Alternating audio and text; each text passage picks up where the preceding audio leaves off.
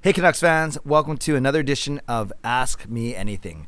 I'm Canuck Clay. I'm the founder of the GLCPC, the Good Looking Canucks Positivity Club. This is my Canucks take, all in one take. It's Clay's Canucks commentary for Sunday, August the 28th. If you're new, here's what you should do. Hit the subscribe button now for Canucks Insight, daily insight that's positive, timely, and trustworthy. Tonight is my big live stream, my weekly live stream at 10 p.m. Pacific time, right here on YouTube. I hope you can join me. The link is in my community tab.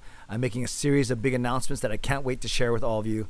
So make sure that you join me tonight. And thank you to everyone who posted questions on my community tab yesterday and this morning for today's Ask Me Anything vlog. I love the way that it's flowing since I've indeed moved my call out for questions to my community tab as opposed to my Saturday video. So let's get going. Got a lot of good Canucks ones and then a couple fun ones at the end. Hall of Fame member Adam Broomfield says this: do you think we'll be in cap hell when Brock and Bo are due for new contracts? And if so, how is the situation mitigated? Good question. At the end of next season, of course, we're going to get Pettersson and Hughes signed this season. At the end of next season, Brock Boeser comes up. He's owed at least a $7.5 million qualifying offer. Still have Michael Furlan's LTIR on the books for one more season. However, the cap recapture penalty for Luongo will come off the books, but now you're still paying buyout for Holtby and Virtanen. So by the way that the contracts run out and things, we're going to have, including Brock's contract now, we're going to have about $13 million to sign him, Rathbone, Mott. And I think that's doable for $13 million. It doesn't give you a lot of room to go out and improve your team in other ways.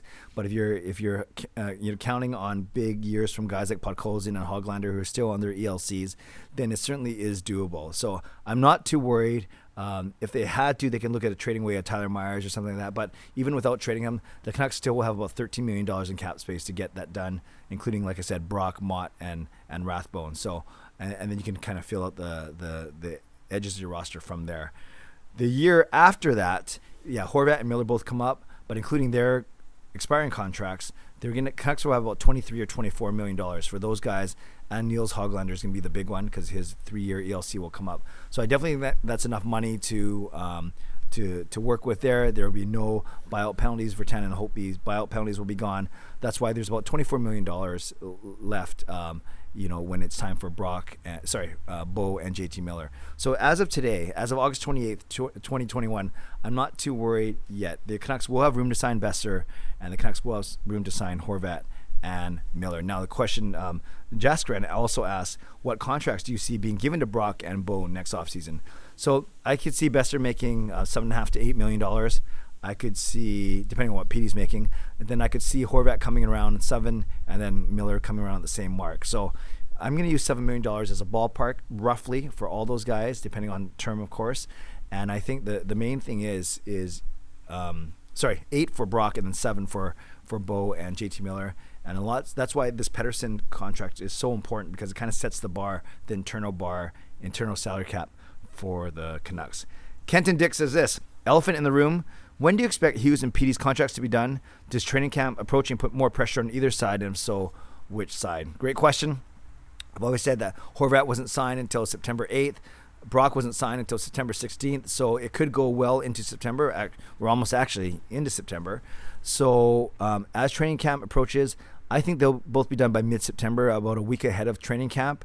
And if that's the case, I think right now the Canucks know they have the cap space, so they're not in particular feeling a lot of pressure. They want to get it done, but I think that pressure will ramp up 2 weeks from now.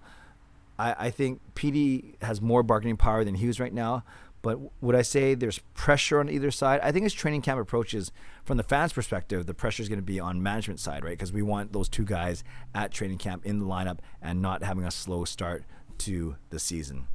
Noah says this: will Jason King be running the power play now? Yes, he will be, along with Travis Green. Travis Green has said that he's going to be more involved in the power play this season. Hall of Fame member Justin Credible: what NHL team do you look forward to seeing the Canucks playing most this season, and why? Former teammates on new teams like LA, Arizona, and Calgary, new rival in Seattle, or one of the marquee teams like Pittsburgh, Toronto, Tampa, or Boston? Toronto or Montreal we usually sell, Justin. The one I would love to see Tampa, 2-time Stanley Cup champions. They're the team that I was supposed to see in the middle of March, right when COVID shut everything down 2 years ago. So I'd say, or last year, so I'd say the Tampa Bay Lightning, I want to see it. I want to see Seattle for the wow factor, the it factor, the novelty factor, I guess is the word I was looking for. So I go with Tampa and Seattle for now. But always fun to see teams like Pittsburgh, Washington, and Edmonton because of their star players. Enzi, do you think Demko will win the Vezina in the next 5 years? Not sure if he's going to win it because you need a really strong defensive team in front of you. I'm not sure the Canucks will ever get there, but I certainly I think he can be a contender for sure. And then do you think with a top 10 backup and Thatcher Demko could have a shot at winning the Jennings Trophy? So the Jennings Trophy is the best combined goaltending. I'm not sure if it's save percentage or goals against, but same reason. I think the two goaltenders might be great, but I simply don't think their stats are going to be good enough to win that trophy given the defense that they're playing behind. Ermeli, a new name, which is awesome. How can coaches make their decisions based on only a 3-day training camp? Seems like a very short time to evaluate physical fitness, skating skills, puck handling, hockey IQ, chemistry between players, with so many new team members and fierce competition for limited space on the roster. Why didn't they have a development camp for the new guys this year? Enjoy these videos. Thank you. Well, thank you, Ermeli, for enjoying these videos. I enjoy making them. No development camp, probably because of COVID. They're probably still easing into things compared to other years. And here's the thing. Travis Green, the coaching staff, they know who they have in their veterans. So they already have line combinations and D pairings set in stone. Not set in stone, but ready to go. That's why you'll see certain guys play with certain guys. And that's why even though it's only the first day in training camp, a lot of eyes are on the line combinations and the D pairings. That doesn't mean that someone can't surprise. Niels Höglander, no one was saying that he was going to be a starter, and he had a great training camp last season, and he made the team. So that's a good example of someone really rising up and doing really well. Having said all that, how do they make their decisions? I think some of them are already made, quite frankly. But then if someone does impress like a Höglander, they'll get a shot. There's more preseason games. There are no preseason games this year. So at least they have 8 preseason games to work things out, to try new combos. So yes, the 3-day training camp seems short, but you got to remember there's still 8 preseason games that the Canucks can carry, multiple, a lot of players into those preseason games. So Ermeli, look more at the preseason games more than the training camp for an indication of who's going to make the team. You also said, did Vasily Podkolzin get his work visa? Excited to see him on the team. I'm excited too. I haven't heard anything formal, but I also don't think that's going to be an issue. I know Jim Benning 2 weeks ago was talking about how he was going to work on that.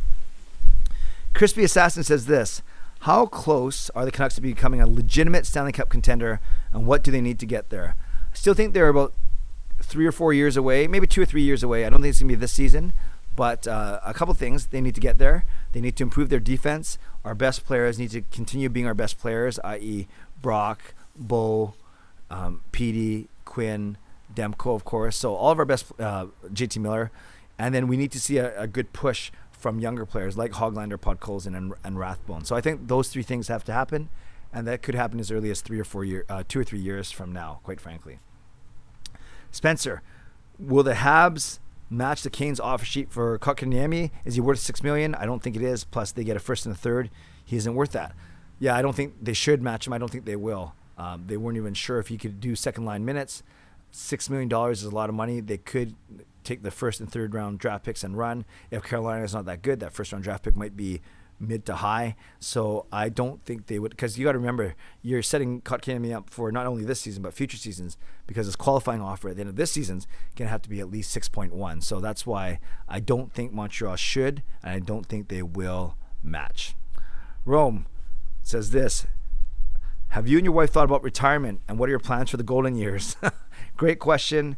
Yes, we've thought about retirement a lot, but no, we are nowhere close to that. I'm 47, she's 46.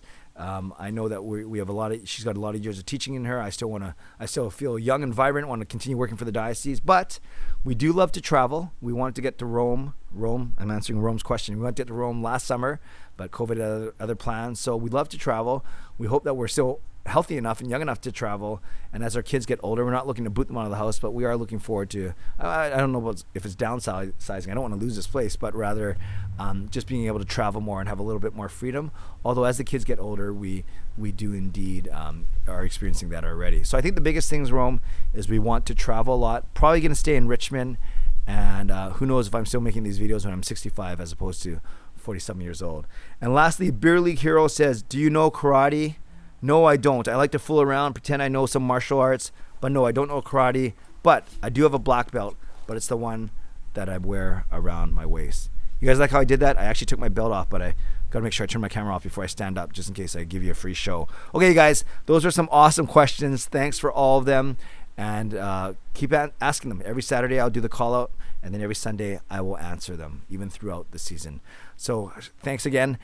Leave a comment below if you have any reaction to any of my answers to your questions, and I will give a shout out to my Hall of Fame members: Jens95, Sim Alexander, Justin Credible, nucksfan number 29, Lucas Gates, Chris Seifried, Adam Broomfield, Shea Family Channel, Shannon Hollingworth, and Andrew Chang. Thanks for your support as always, and thanks to the support of all members of all levels. You are listed in my video descriptions. If you want to become a member of the CCC Crew, press the join button underneath this or in my videos, on the memberships tab on my YouTube channel. And hint, hint, spoiler alert, memberships is going to be one of the things I'm talking about tonight on my live stream, 10 p.m. Pacific. I hope to see you there. Subscribe if you like to, like this video if you like to, become a member of this channel if you like to, and leave a comment below if you'd like to. Stay safe, stay healthy, take care of yourselves and take care of each other. Enjoy your Sunday. See you tonight at 10 p.m. God bless, and go Canucks go.